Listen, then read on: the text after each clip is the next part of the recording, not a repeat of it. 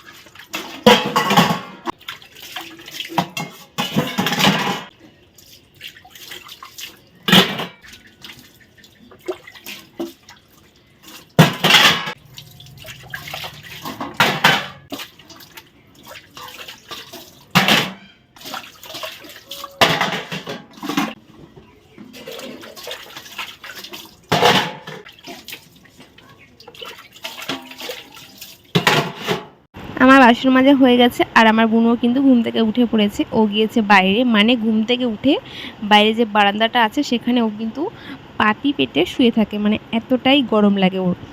তো বাইরে শুয়ে আছে আর এখন আমি ঘরের কাজগুলো করে নিই। ঘরের কাজ সেরকম বলতে কিছুই করব না। আজকে যেহেতু ওরা চলে যাবে, আজকে যদি ওরা চলে যায় তবে কালকে ঘরটাকে একটু পরিষ্কার করব আর ভাবছি বিছানার চাদরটাও পাল্টে নেব। তো দাদু যখন আমাদের বাড়িতে আসে, আমাদের বাড়িতে সবসময় কিন্তু এই চেয়ারগুলো লাগে না, এইভাবেই আমি কিন্তু একটার উপর একটা করে রেখে দিই। তবে দাদু যখন থাকে বা কিছু লোক আসে তখন চেয়ারগুলো বের করতে হয়। তো আজকে দাদুরা চলে যাবে আর বাইরে একটা চেয়ার আছে, ভাবলাম এই চেয়ারটাকে ঢুকিয়ে রাখি। আর এত পরিমাণে আকাশটা অন্ধকার করেছে কি বলবো, মনে হচ্ছে রোদ বৃষ্টি আসবে। তবে এতটা রৌদ্র দেয়, কখনো অন্ধকার করার পর এত পরিমাণে গরম লাগে কি আর বলবো। তো চলো বিছানাটাকে ভালো করে গুছিয়ে নেই।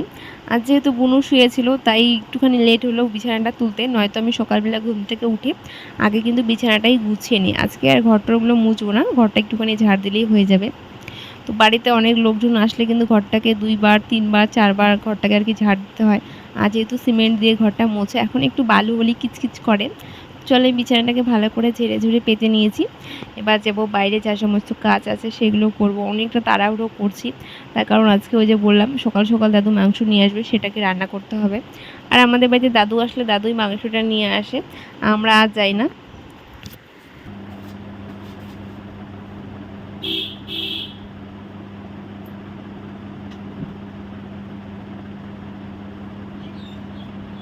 সকাল সকাল সমস্ত কাজ কমপ্লিট করে আমার বুনুকে দিয়ে আমি এগুলো কাটিয়ে নিয়েছি, মানে পেঁয়াজ আদা রসুন আলু টালু যা আছে ওইটুকু কাজ করে দেয়, মানে মাংসের যতটুকু জিনিস লাগে রসুন পেঁয়াজ আলু সেটুকুও কেটে ছুলে দেয়। আর এই যে দেখো বিছানা করে রেখেছে, আরও বেশ কিছু কাপড়ও ধুয়েছে মায়ের আমার। আর এই যে এখানে বিছানা করেছে, এখানে বিড়াল তারপরে কুকুর মানুষ সবাই একসঙ্গে শুয়ে থাকে, তো এখানেই শুয়ে আছে। আর এই যে পাখাটা দেখছো সেটা কিন্তু দাদু বানিয়ে দিয়েছে, সেটা দিয়ে হাওয়া করছে আর এখানে শুয়ে আছে। এখনও গিয়েছে কুয়ো পাড়ে। আর এদিকে আমি মাংস বসিয়ে দিয়েছি বলতে আলুটাকে ভালো করে ভেজে নিয়েছি। আর মাংসের মধ্যে আলু খেতে কিন্তু আমরা বেশি ভালোবাসি, আর তার থেকেও বেশি আমার দাদুও ভালোবাসে, তাই আলুটা একটু বেশি দিয়েছিলাম। তখন মাংসটা রান্না করবো, ফোড়নে দিয়েছি গরম মশলা, একটু জিরে আর দুটোর মতো তেজপাতা, একটুখানি পেঁয়াজ ভেজে নেবো। আর কিছুটা পেঁয়াজ কিন্তু আমি ম্যারিনেট করে রেখে দিয়েছি। এখানে একটু তেল হলুদ লবণ আর পেঁয়াজ দিয়েছি। তখন এই মাংসটাকে ভালো করে রান্না করব কষিয়ে কষিয়ে। এটা রান্না করতে আমার অনেক সময় লাগে, তারপর আমি অল্প আছে অনেকক্ষণ জল ছাড়া কষিয়ে কষিয়ে রান্না করি। এতে করে খেতেও দারুণ হয় আর সময়টা একটু বেশি লাগে। সেটা যেহেতু সময়টা আমার বেশি লাগে তাই আমি কিন্তু একটু হাতে সময় নিয়েই রান্নাটা করি। তো আমি এখানে মশলার মধ্যে দিয়েছি আদা রসুন আর জিরে বাটা। আর যেহেতু দাদু খাবে এখানে আমি কোনো রকম লঙ্কা দেইনি, তবে একদম লঙ্কা ছাড়া দেখছি খুব বাজে লাগছে, তাই একটুখানি কিন্তু লঙ্কার গুঁড়ো দিয়েছি। লঙ্কার গুঁড়োটা খাওয়া খুব একটা ভালো নয়, তবে এখন আমরা কিন্তু যে পাকা লঙ্কা আছে সেগুলো বেটে খাই, মানে মিক্সিতে দিয়ে খাই। আর এখন দেখো আমি এখানে একটা লঙ্কার গুঁড়ো দিয়ে দিয়েছি, ব্যাস আর কিছুই না, খালি একটু পরপর নেড়ে চড়ে দিব যাতে লেগে না যায় ভিতর থেকে। লেগে গেলে পোড়া পোড়া গন্ধ বের হয় আর খেতেও খুব একটা ভালো লাগে না। চলো এবার আমি এটাকে ভালো করে ঢেকে দিয়েছি। আর এদিকে আমি করবো হচ্ছিলো চিংড়ি মাছ দিয়ে একটা আলুর মানে মাখা মাখা একটা সবজি। যেহেতু মা চিংড়ি মাছ নিয়ে এসেছিলো কালকে, আর চিংড়ি মাছগুলো না বড়ই ছিল, ভাজতে ভাজতে ছোট হয়ে গিয়েছে। অনেকগুলো চিংড়ি মাছ আছে, তো ভাবছি এটা দিয়ে একটা আলুর সবজি করব। আর একটুখানি মাংসের যে মশলাটা দিয়েছিলাম সেটা একটুখানি রেখে দিয়েছি, সেটা দিয়ে আর কি করব। ফোড়নে সেরকম কিছুই দেবো না, একটা পেঁয়াজ ভালো করে ভেজে দেবো। শর্টকাটের মধ্যে যতটুকু করা যায় ওই ততটুকুই করব। যা গরম দিয়েছে, আর গরমের মধ্যে রান্নাবান্না করতে একদমই ভালো লাগে না, তবে বাড়িতে যেহেতু লোক এসেছে রান্না তো করতেই হবে। এদিকে দেখো আমি আলুটাকে ভালো করে কষিয়ে নিয়েছি। এখানেও সেম মশলা দিয়েছি, আদা জিরে আর রসুন বাটা একটুখানি দিয়েছিলাম। তো দুটো কড়াই একসঙ্গে রান্না বসিয়ে দিয়েছি, জোর কদমে দুপুরে রান্নাবান্না চলছে। আরও তো আছে, মাছ আছে আবার চিকেন আছে, সেগুলো মা করবে। আমি মাটনটা করছি আর চিংড়ি দিয়ে আলুর একটা মাখা মাখা সবজি করব, মানে এরকম করে কখনো করিনি। মা পটল আলু দিয়ে করেছিল বা পটল মিষ্টি কুমড়া দিয়ে করেছিল, আমি আজকে প্রথম করছি। শুধুমাত্র আলু আর চিংড়ি মাছ দিয়ে রান্নাটা আমার কমপ্লিট। আর আমার হাতে রান্না খেতে আমার বোন ভীষণই ভালোবাসে, তাই ওকে এখন আমি দিব একটুখানি মাংস, মানে চিংড়ি মাছের সবজিটাও দিব আর তার সঙ্গে একটু মাটনটাও দেবো। এখন দেখো কত সুন্দর কালার বেরিয়েছে আর তেলটাও ছেড়েছে। আমি কিন্তু বেশ কিছুক্ষণ আবারও এইভাবে কষিয়ে নিব। কষাতে কষাতে যখন পুরো মাংসটা একদম সেদ্ধ হয়ে যাবে, আমি কিন্তু এখানেই অর্ধেক বলবো না, অর্ধেকের বেশি আমি সেদ্ধ করেছি। আর এত সুন্দর একটা গন্ধ বেরিয়েছে কি বলবো, মানে আমার তো জাস্ট দেখে লোভ করছে। আর আমার বোনও এমনভাবে বলছে যে কি বলবো, যে আমাকে আর এক পিস দিলে ভালো হয়, মানে এমনভাবে কাকুতি মিনতি করে যে মনে হচ্ছে ওকেই সমস্তটা দিয়ে দেই। তো দেখো আমার রান্নাটা প্রায় হয়ে এসেছে, তবে আমি কিন্তু এখন জল দিব না, আমি বেশ কিছুক্ষণ কষাবো, আর এতে করে একদমই গন্ধ থাকে না। তো আমি এখানে 2 পিস নামিয়ে নিয়েছি, বুনুকে দিব, তার সঙ্গে আমিও একটুখানি খেয়ে নেব। তবে আমি যে এই যে 2 পিস দিচ্ছি, এতে করে কিন্তু বুনুর একদমই পোষাবে না। ও পরে আমার কাছে আরও চায়, মানে এমনভাবে চায় কি বলবো, না দিয়ে থাকা যায় না। আর যেহেতু এগুলো ওরই, মানে ওই আমাদের খাওয়াচ্ছে, মানে ওরই টাকা, ওই আমাদেরকে যতবারই আসে ওই আমাদেরকে কিন্তু খাওয়ায় আর ও খায়। আমার শুধু এতটুকুই কাজ রেঁধে বেড়ে দেওয়া, আর কিছু না। এবার ও বিকেলবেলা আমাদের সমস্ত খাওয়া দাওয়া কমপ্লিট, বিকেলবেলা দেখো ওর জন্য সমস্ত কিছু মা বাজার থেকে নিয়ে এসেছে, সেগুলো প্যাকেট করছে। আর আমি এই যে বাদামগুলো অনেক দিন আগে বর্মানা বাদাম দিয়েছে, সেগুলো আমি ছুলেছিলাম, ছুলে আজকে মা এগুলো ভেজেছে। আবার লঙ্কা, আদা, রসুন, পেঁয়াজ যা আছে, শসা টসা, এগুলো একটা আম ছিল, যে বড় বড় আমগুলো নিয়ে আসা হয়েছে, সেগুলোর সাথে করে একটুখানি তেল। আমার বুনু যেখানে থাকে সেখানে কিন্তু খাওয়া দাওয়া, হোস্টেল, মানে টোটালি সমস্ত কিছু ফ্রি, তবুও এত কিছু নিয়ে যায়। তার কারণ ওরা যখন ওখানে থাকে, সেই টাইমগুলো 3 বেলা করে খেতে দেয়, বা ওদের যখন অফ থাকে ডিউটি, তখন ওদের একটু মানে মুখরোচক কিছু খেতে ইচ্ছে করে, বা চা বানিয়ে খেতে ইচ্ছে করে, তখন ওরা এইভাবে কিন্তু খায়। আর কিছু মুড়ি মাখা বা হিবিজিবি যা সমস্ত খেতে ইচ্ছে করে, তাই কিন্তু ওরা বাড়ি থেকে এত কিছু নিয়ে যায়।